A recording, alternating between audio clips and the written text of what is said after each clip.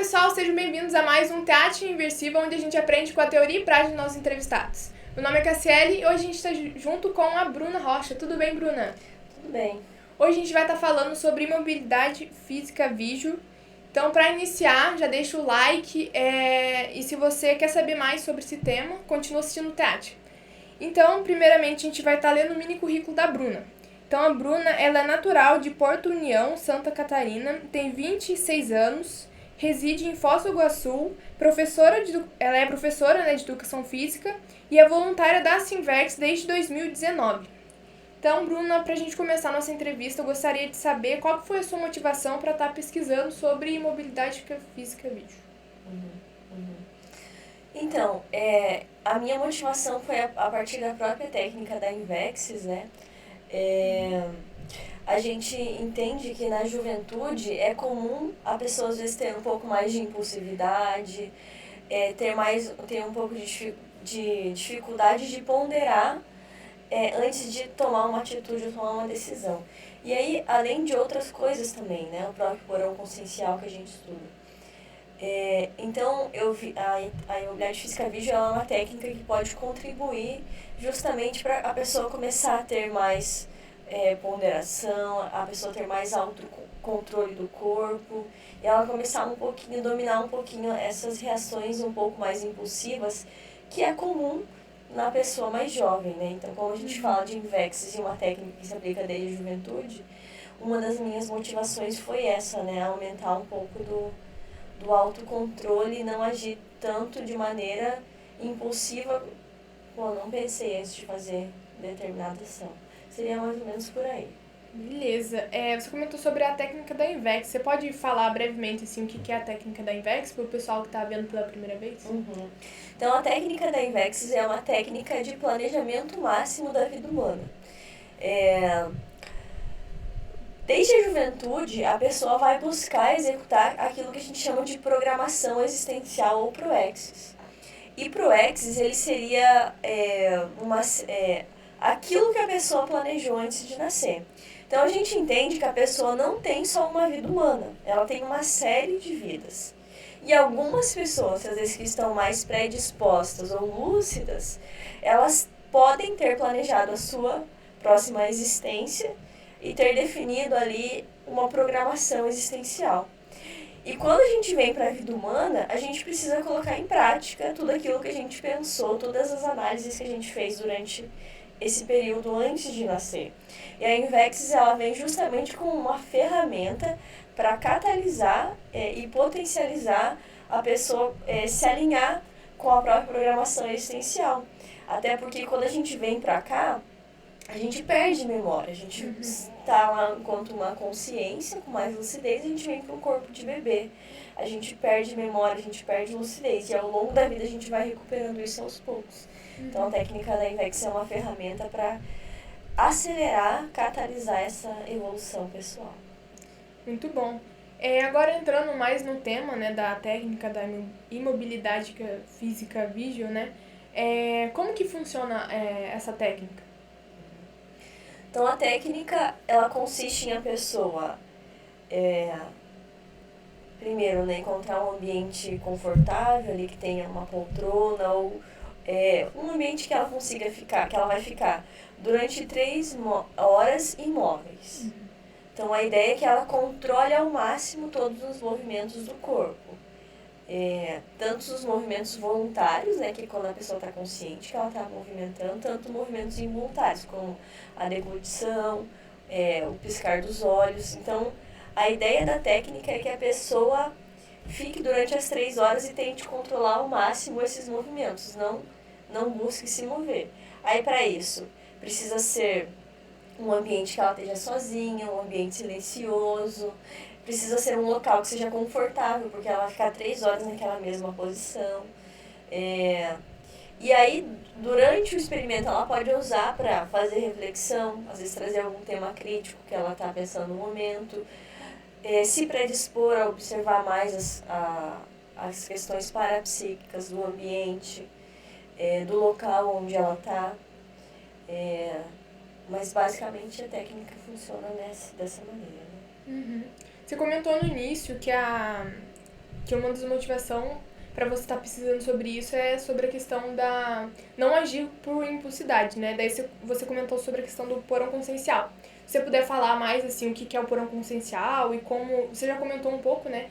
Mas aprofundar nessa questão, como que ele influencia nisso, assim, principalmente na juventude, a pessoa aplicar essa técnica. Então, o porão consciencial ela é a fase de manifestação infantil da consciência. Por que a gente traz isso, né? Então, justamente por conta do novo corpo humano que a pessoa vai ter, a pessoa ela perde lucidez, ela perde memórias. E aí, na medida que a pessoa vai avançando, tem uma fase ali da adolescência que vem à tona o porão consciencial. A gente pode fazer uma analogia até do porão consciencial com o porão de uma casa. As casas que tem porão, geralmente é aquele local que fica no subsolo, né? Onde as pessoas vão guardar ali objetos que elas não usam mais, coisas estragadas, ou alguma coisa que foi útil para ela em algum momento, que ela acha que pode servir, mas hoje não serve mais, mas ela quer guardar ali que ela acha que pode ser útil em algum momento.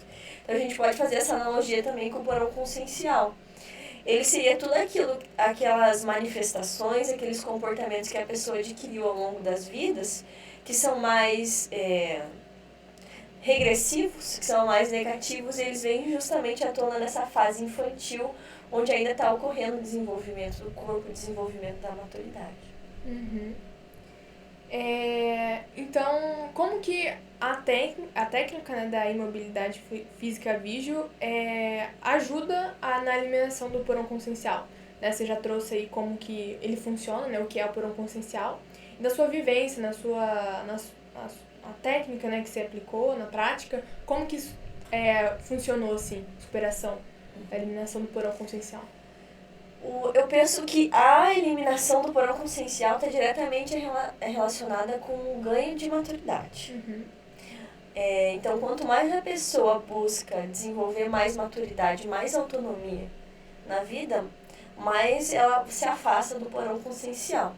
Tanto que o porão consciencial ele se cessa normalmente aos 26 anos, né? Sim. Se a pessoa mantém depois disso, a gente considera que é algo negativo, é algo patológico. Só que na inversão essencial, a ideia é que a gente não espere esses 26 anos para superar o porão. Que a gente busque fazer isso mais cedo, antecipar isso. E aí, durante o experimento da imobilidade física vígil, a pessoa vai ter um momento ali para ela aumentar o autoconhecimento, da forma como ela pensa, das emoções. Às vezes tem algumas dificuldades do dia a dia que a pessoa, às vezes, ela aumenta aquela dificuldade no sentido de dramatizar ou colocar uma dimensão que não é a real dimensão daquilo. E quando a pessoa ela faz, por exemplo, um experimento que ela tem que cair imóvel por 3 horas, isso predispõe à descoincidência dos veículos de manifestação.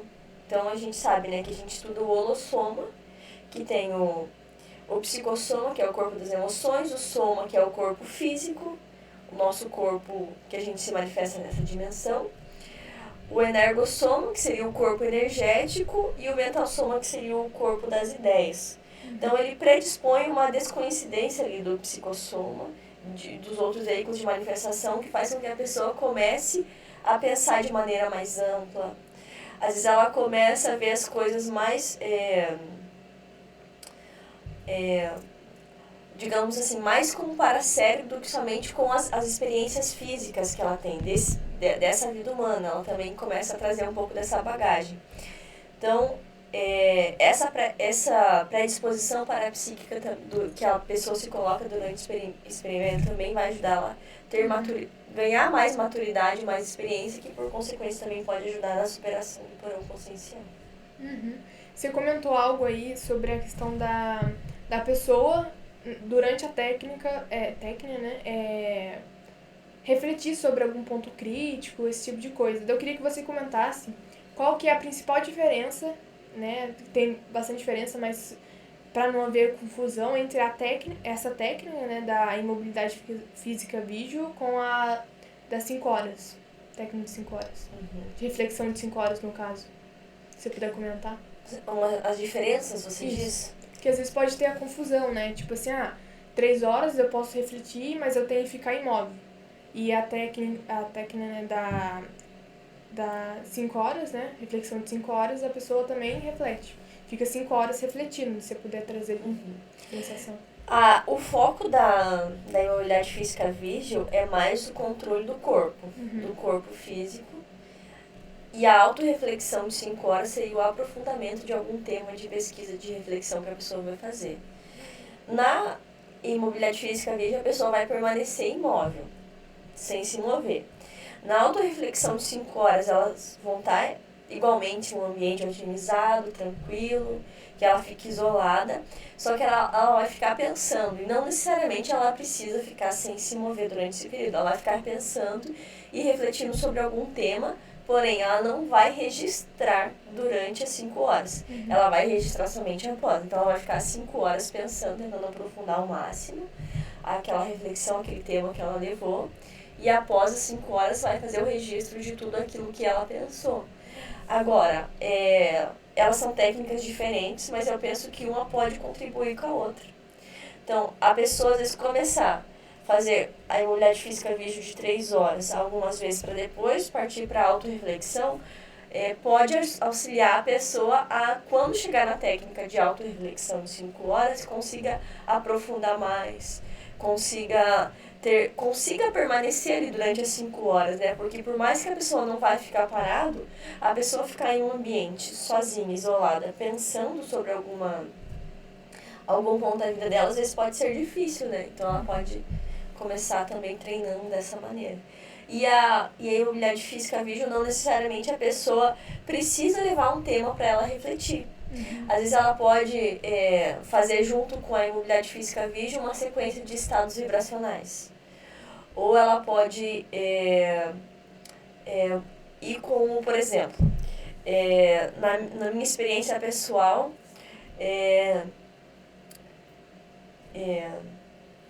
eu tinha alguns bloqueios em alguns chakras que eu percebia. E durante a imobilidade física vídeo, eu ia com a intenção de ficar observando esses chakras.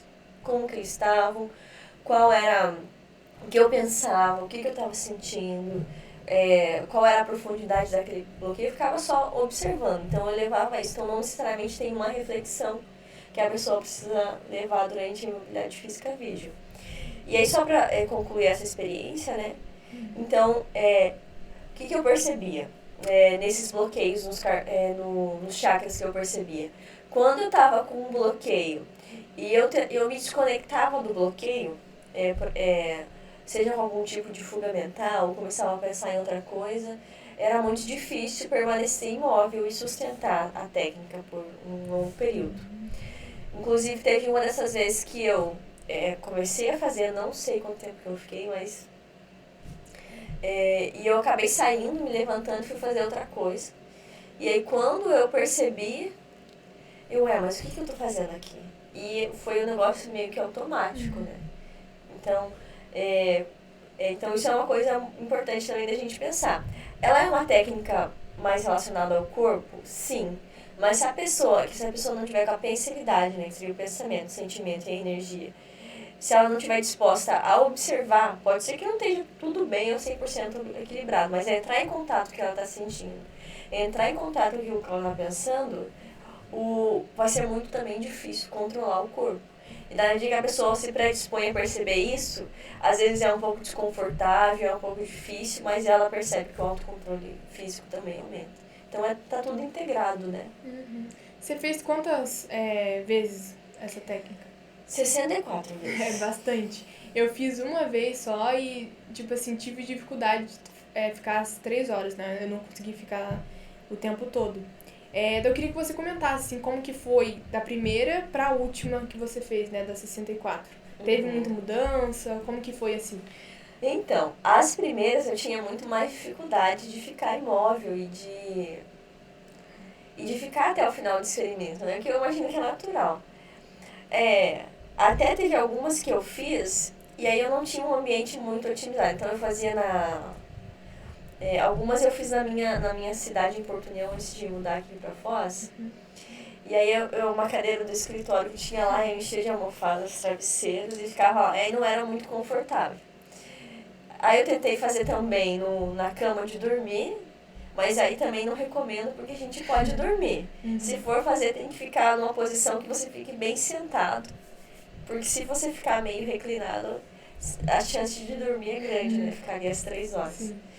E eu tinha bastante dificuldade. Então, os 50 experimentos que eu fiz, que eu comecei a contar, foi quando eu cheguei aqui em Foz do Iguaçu. Então, aí já tinha um ambiente que eu fazia as práticas da TENEPS, aí tinha uma poltrona, tinha ar-condicionado, aí o ambiente também influencia, né? Se o ambiente está muito quente, está desconfortável, ficar isso também vai influenciar. No CIEC também tem um laboratório específico para quem é de Foz do Iguaçu, para quem vem visitar Foz do Iguaçu, que a pessoa pode praticar. E ele tem inclusive um fundo que dá a sensação de fundo infinito, onde a pessoa fica olhando para a parede e dá aquela sensação. E eu falei, só para retomar a sua pergunta. É sobre qual a diferença entre a primeira vez que você fez, né, até para a última. Isso. Então, na primeira, como eu falei, eu senti bastante dificuldade. Eu me movia muito. Eu tinha dificuldade de perceber com mais profundidade a minha pensinidade também. Principalmente do ponto de vista do que eu estava pensando, do que eu estava sentindo. E às vezes eu me movia muito mais. Mas o que eu fazia? Por exemplo, eu estava aqui numa posição e de repente eu fiz assim, cocei a cabeça. Assim. Aí, puxa vida, não tinha feito. Aí eu voltava e eu tentava permanecer as 3 horas, mesmo com pequenos movimentos. Às vezes acontecem alguns movimentos que são involuntários, né? Que você não tem controle, mas tem alguns que são voluntários, que você pensou para fazer aquele movimento. Então aí eu comecei a classificar os meus experimentos naqueles que teve movimentos involuntários, movimentos voluntários e aqueles que eu não me movi. Então, os que eu não me movi completamente foram poucos desses 50. A maior parte deles estão ali entre os movimentos voluntários e involuntários. Mas o que eu percebi é que esses movimentos, eles foram diminuindo. Então, na última vez que eu fiz, teve quase zero, não teve nenhum movimento voluntário, que antes tinha muito, só alguns mesmos involuntários, que era o piscar do olho e a deglutição, porque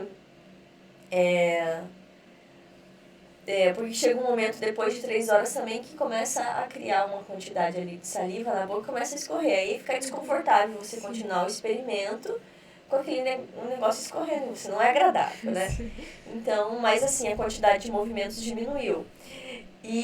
Mas assim, eu penso que o principal benefício, assim, não é só esse autocontrole que a gente ganha, mas também a autoconscientização que a gente ganha. De o que funciona pra gente, o que é melhor pra gente. No meu caso, por exemplo, entrar mais em contato com as minhas emoções, que eu tinha uma tendência a fugir. Então, esse experimento me ajudou muito nisso. E hoje, como eu consigo entrar em contato com aquilo que eu estou sentindo durante o experimento, é muito mais fácil sustentar ele. Porque aí você vai ali trabalhando e digerindo, digamos assim, aquilo que você está sentindo. Então, é uma coisa que a pessoa não vai dominar do dia para a noite, a habilidade física vídeo. É experiência, é repetição. Mas o mais importante é se a pessoa aplicar e ela perceber que está tendo algum benefício, é isso que vai dar a motivação para ela continuar. E tem alguns benefícios que eles são de curto prazo, que é possível perceber. Então, a pessoa às vezes percebe que teve uma limpeza, uma sensação de leveza mental, começa a ter uma linearidade maior de pensamento. E aí esses benefícios mais imediatos, digamos assim, eles também motivam para a continuidade da técnica. Entendi. E você comentou dos benefícios, né? Quais foram os benefícios a longo prazo? Você comentou os de curto prazo, mas de longo prazo. Então, de longo prazo, eu penso que foi o que eu já comentei, né? Que é essa questão do entrar em contato com as emoções. Porque eu tenho uma tendência a me afastar. A não olhar para aquilo que eu estou sentindo, não para aquilo que eu estou... aquela emoção que vem. Então, eu tinha uma tendência a me afastar. E durante o experimento não é possível fazer isso. Você precisa entrar em contato. Então eu penso que o maior benefício que eu tive até hoje foi essa questão de desbloqueio, entrar em contato. E até é um paradoxo, né? Que você pensa assim, com a proposta da imobilidade física Vision, né? Porque a pessoa vai pensar assim, pô, eu vou ficar parado 3 horas e eu vou estar me controlando, vou estar me retendo, né? Mas na verdade é o oposto, porque você está controlando o corpo. Mas do ponto de vista dos penseres, do ponto de vista emocional, precisa ter uma soltura maior, uma leveza maior para você conseguir controlar o corpo. Então, a gente pode fazer uma associação, às vezes, uma pessoa que está ansiosa. A gente percebe isso no corpo da pessoa. Às vezes ela começa a balançar mais as pernas, a ficar com movimentos mais inquietos. Então, tá tudo ali integrado, né? E da mesma forma, para a pessoa conseguir sustentar a imobilidade física, ela precisa também ter esse controle, essa leveza um pouco maior dos penseios. Uma coisa que você comentou que eu acho que é um ponto forte, sim, né, seu, é a questão da vontade de aplicar a técnica, né? Você comentou que a primeira vez ficou como fado na cadeira, algo assim, né? Então eu queria que você comentasse qual que é a diferença, né, de a pessoa aplicar com vontade a técnica, né? Então, tipo, vou ficar até as 3 horas. E a pessoa que fala assim, vou ficar até onde eu aguentar. Como assim você vê, assim, como foi no seu caso também esse processo? Tem algumas pessoas que eu sei que elas aplicam da seguinte forma. Elas começam a fazer a técnica e a partir do momento que teve algum movimento, elas interrompem ali imediatamente. Sim. Eu não recomendo fazer isso, eu recomendo que tente se manter durante as 3 horas e às vezes pode até ir contando os movimentos, sabe? Nesse experimento eu fiz 10 movimentos. Aí no próximo, vamos imaginar que a pessoa fez 9. E às vezes varia também, às vezes num ela fez 10, no outro ela faz 20, né? Depende do estado como ela tá. Não é assim, certinho, né? Uma coisa atrás da outra. Então, por que eu tô trazendo isso? Porque eu pensei na resiliência. Quando a pessoa ela fica ali durante as 3 horas, ela vai estar desenvolvendo mais resiliência, ela vai estar tendo um controle maior da vontade. Porque a vontade, a gente pode desenvolver mais força de vontade. A gente pode ter um domínio maior para a nossa vontade, né? Então, se a pessoa fica ali durante o período que é proposto, por mais que ela tenha se movido, ela vai e volta e tenta segurar novamente. Ela está treinando a vontade dela. Agora eu vou ficar sem piscar, eu vou ficar sem mover minhas mãos, vou ficar olhando para a parede. Ela está ali desenvolvendo a vontade dela, aumentando a força de vontade dela. E quando a pessoa sai no meio do experimento, ela corta essa possibilidade de ela desenvolver mais resiliência, uma vontade mais forte, que acaba cedendo para a questão da vontade fraca, né? Sim. Teve um experimento, eu já relatei isso em algumas outras atividades que eu falei sobre esse tema, que eu levantei e fui até a geladeira. Aí eu abri a porta da geladeira e aí quando eu parei na frente da geladeira, tava procurando alguma coisa para comer. E eu tava no experimento. E aí quando eu vi, eu estava em frente à geladeira. Aí eu pensei, o que eu tô fazendo aqui? E aí aquilo me chamou a atenção, né? Porque foi uma coisa boba. Eu me propus a aplicar uma técnica e ali, no momento ali de desconexão, né? Eu agi de maneira impossível, eu não pensei em fazer aquilo, eu só pensei quando eu estava em frente à geladeira. Foi um momento que eu fui pensar.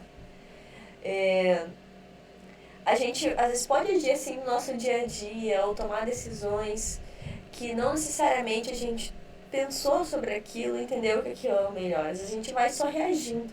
Sim. Então, a pessoa buscar treinar isso de maneira consciente é bastante inteligente para o próprio inversor existencial, né? Dentro disso, assim, qual você acha que é a principal dificuldade que a pessoa tem para aplicar a técnica, né? Tipo assim, ficar parada é um desafio, né? Mas na sua experiência você viu outros pontos assim que você teve mais dificuldade de manter? Olha, eu vou repetir aqui o que eu até já falei, mas eu penso que o mais difícil mesmo é a gente entrar em um equilíbrio holossomático. Porque às vezes você vai estar lá, aí você vai perceber que naquele dia você está assimilado. Então você precisa fazer EV. Você precisa fazer um EV ou esterilizar a energia. A esterilização também ajuda na desassimilação. E você percebe que você tem que manter aquilo durante todo o experimento. Tem outros momentos que às vezes teve alguma situação que me incomodou, me deixou chateada. Às vezes fiquei com mágoa de alguma pessoa. Aí eu vou ter que ficar ali entrando em contato com o processo emocional, por que eu tô sentindo isso. Tem outras situações que às vezes você vai perceber a intrusão de consciência, então você vai precisar tentar manter o campo blindado, fazer um EV atrás do outro.